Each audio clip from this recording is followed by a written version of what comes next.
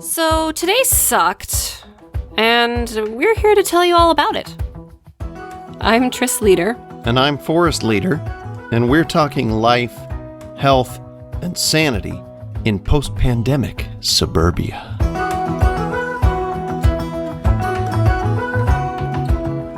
Oh, and this is where our cool new intro music plays. Doo-loo-loo. What? You're talking during the music? So, Tristan, Yes. what sucked today? I was thinking about that earlier, and I mean, honestly, this was a relatively low suckage day, for the most part. You don't look like you agree with me. I'm just thinking about it, because I haven't thought about anything yet. I have no idea what I'm going to say. Do you ever think about things before you say them? I try not to. I know. No, I mean, we both worked hard. We had a full day of teaching and stuff, and kids had school, and they worked their butts off, and they did really pretty well, and low on tantrums, low on not accomplishing what I needed to today. And we ended the day with the kids actually eating all of their dinner. Without having to be prompted. Yeah, without having to be, bribed by some sweet something or another. So, for the most part, today was really okay. I know that doesn't fit with our theme because it isn't today was okay. But, Well, how about if we think about it this way? Okay. Did you accomplish any of your goals today? Well, last night we were in bed before midnight. Now, granted, my brain decided to keep me up until 3, but that's not really something I have any control over. It happens sometimes to me. It stinks. Anybody with some kinds of insomnia out there, you feel me. But the point was, we went to bed at a reasonable hour, and at least somebody, as you could hear throughout the house as his snores echoed around, somebody got some good sleep. He's glaring at me right now, you guys. My snores echoed throughout the house. Okay, I might be exaggerating a little lot bit. Hyperbolic much? No, I was happy that you were sleeping well, and jealous because I wasn't. But I feel like that's still a win because we went to bed. We went to bed. I did open my Noom app today.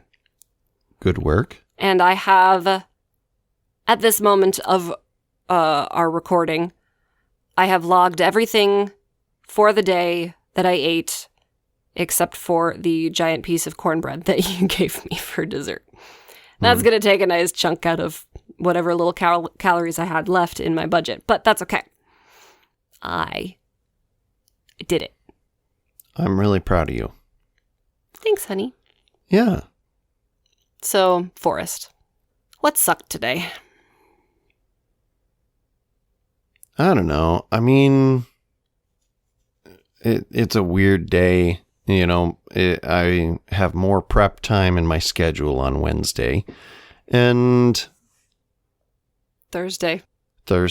Today's Thursday. Oh, man. It's Thursday. That means time has no tomorrow's meaning in post-pandemic life. Pretty much. Time, days, months, meh. Yeah. I mean, all we know is it's 2020 because... Yeah, because things aren't better yet. I have some more prep time in my schedule on Thursday. So I was able to get some things done, like setting up our new sound studio space. In its more permanent location than the jerry rig that was last night. That's right. Yeah. So it wasn't like in the middle of all of the paths. In the middle of life in our house, yeah. And yet somehow still unable to be moved around in. So, I got that done and I was able to teach my classes and I felt like that stuff went well.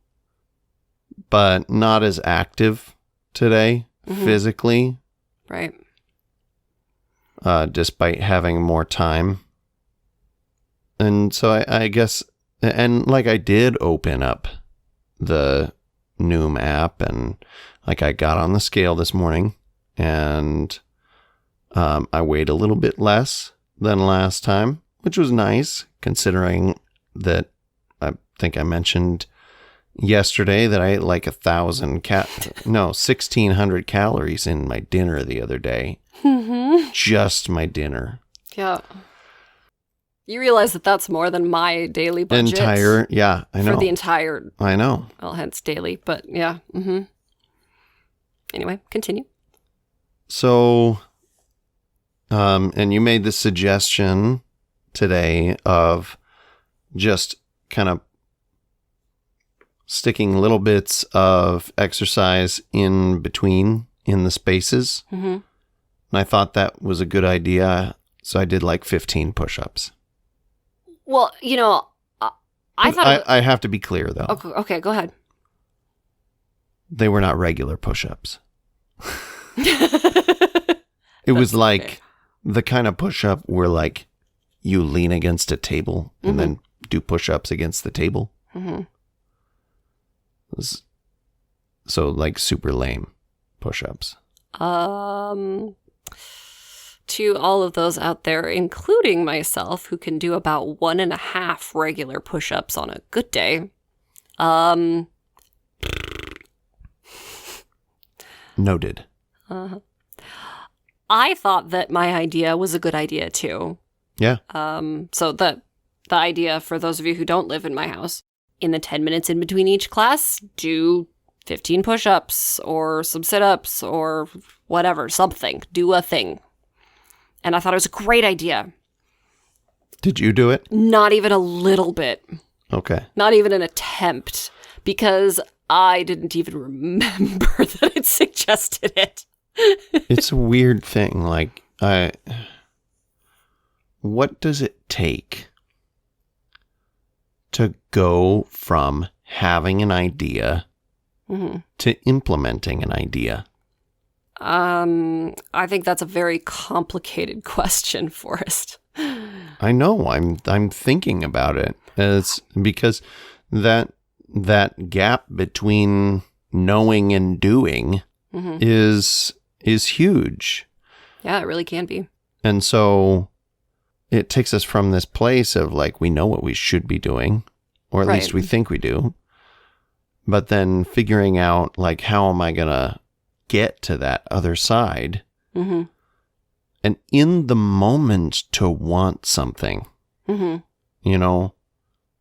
that's my big thing, I think, right now is like, what does it take to set yourself up to be motivated enough to make that change of behavior? And that's why we were doing this podcast, is we thought here, and I still think that doing this gives us a way to reflect on the day, reflect on our actions and our thoughts as we're going through it, to try to make those changes. Right. Well, and I think you might have something here, because that's the reason that I opened up my new map today, because I knew we were going to be doing this, and I couldn't go a third day in the row going, yeah, no, I didn't even touch that. It was one too many. It was one day too many. One too many. Because it's not that hard. It is not that hard. I'm not running a mile or whatever. It's literally pushing buttons on my phone. It's not that hard. I should do that. And so a couple of days, sure. But that was the threshold of, I'm literally going to be embarrassed to be like, yeah, no, I didn't do this. So, okay, no, I have to do that. And you did. I did. And so what it really comes down to is accountability. If you want to make a change and you're struggling to make it on your own. Because don't get me wrong, you can do change on your own. You don't have to have somebody. There's plenty of changes that happen that you instigate and you see through yourself. But I think when it's something that you're struggling with, that you've started and stopped and started and stopped, it really is that, like, raising your hand and saying, I need some help. Yeah. And I think you and I were struggling with, we asked each other for help, and that just didn't work, at least in this situation. Oftentimes it does.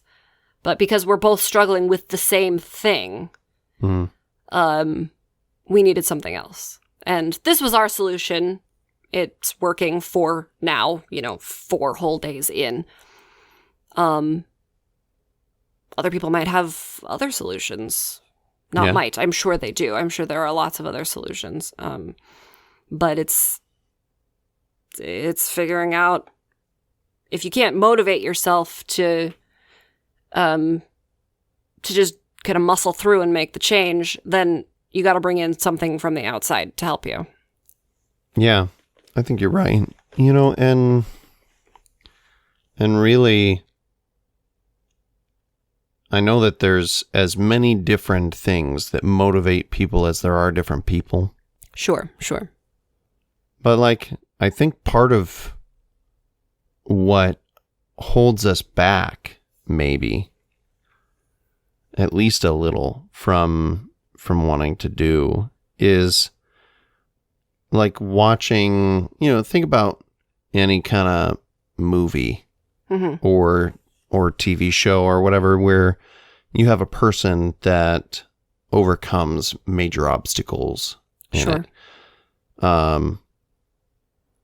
And you watch it and you see that, like, in the, was it Dark Knight Rises, or I think that's the one where Batman gets his back broken. That sounds right. And he has to, like, heal and build up his strength. And he's down in this prison that nobody gets out of, right? Except him. Because he wants it bad enough that he, like, just dedicates all that he has to it. But that's a fantasy. Like, one, dude's in a hole with nothing else to do. Yeah, that's a really good point. No, there's no job there. There's no children like we have, or other responsibilities as such. It's a very good point. But we look at it and we go, well, I want to do that. I want to have that outcome of being able to overcome and to be strong and to do the impossible, or at least the improbable. And we look at these fantastical versions of that, and then we try to do those things and we can't do it. But that's not real life. Right. What does it take to do something, maybe not to that extreme, but to do something impactful in your life, in real life? And I know that there are people that do those things, and it's like they just make the decision, like, this is what I'm going to do, and I'm going to stick to that decision no matter what. And I wonder what kind of emotional investment must they have to be able to stick to something that strongly. What do you think? I think you pose a very worthy and challenging question, and the answer to which I do not have and hope to discover. I'm always very interested to hear what other people think. There's certainly something to be said for the wisdom of listening to others' experiences. But, I mean, the short answer that I have right now is I don't know. I think that there are for some things, especially things that are very difficult to do, you get to a point that they're just not doing it is no longer an option because the outcome of not doing it is so much worse than the doing of it that you can't not.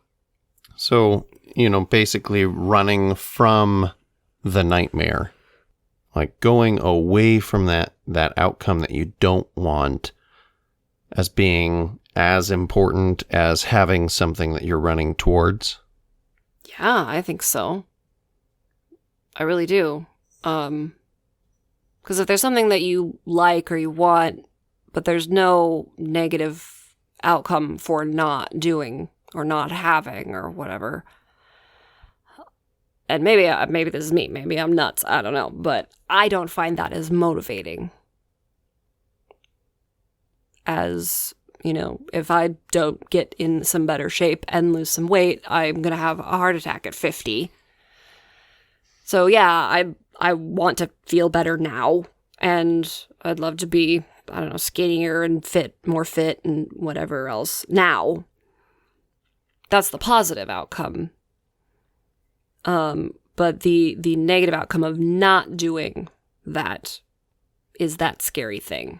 I know that, I'm coming in here with all these questions that are just, popping into my mind as I'm trying to think about the day and figure out how to do stuff different. And I just, I don't have answers. I'm just a guy that is trying to do better.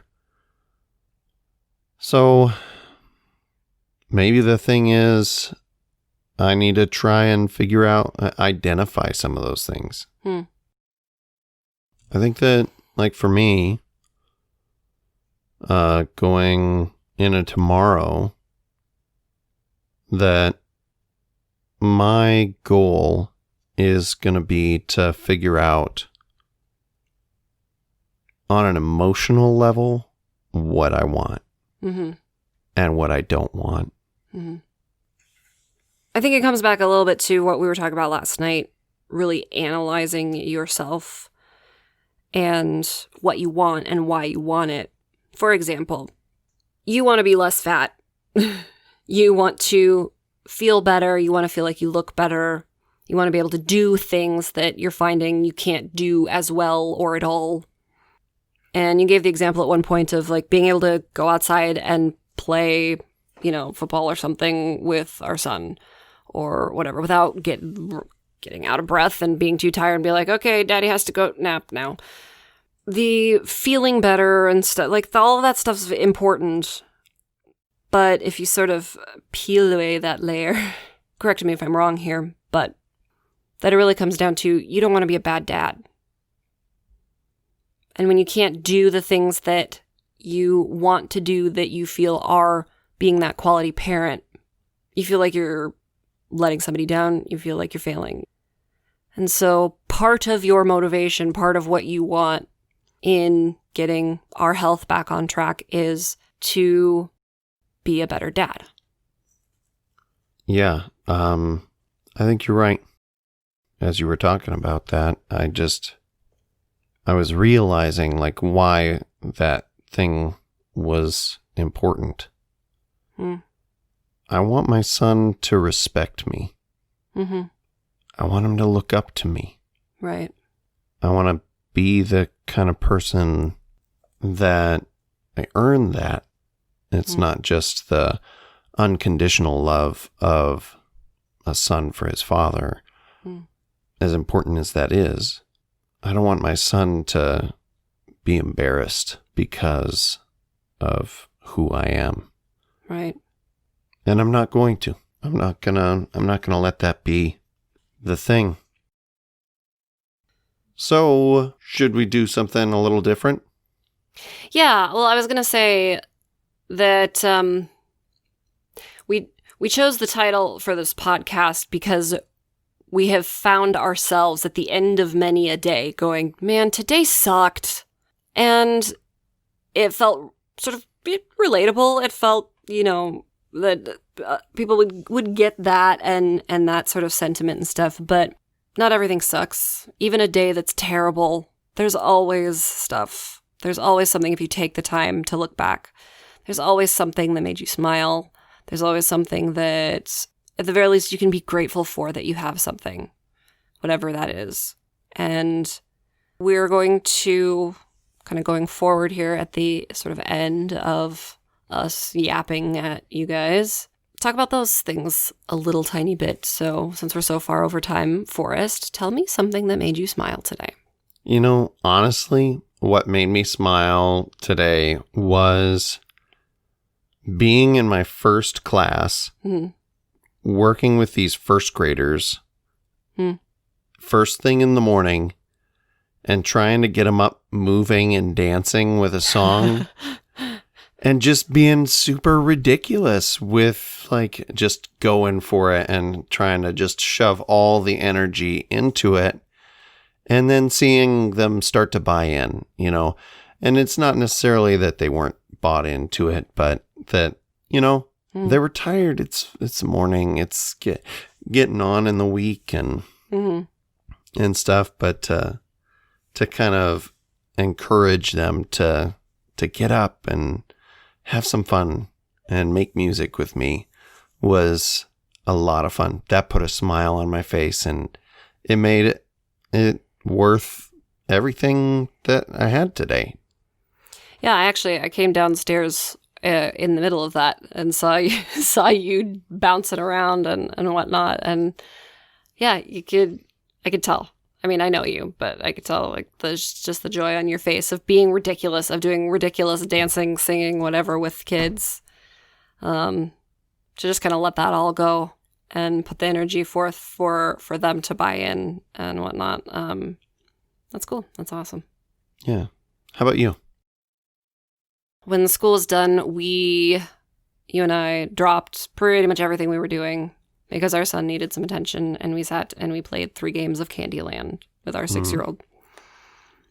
And the thing that made me smile about that, I mean, of course, the playing of the game and spending time, so I love that. Don't do it enough. Probably should do it more.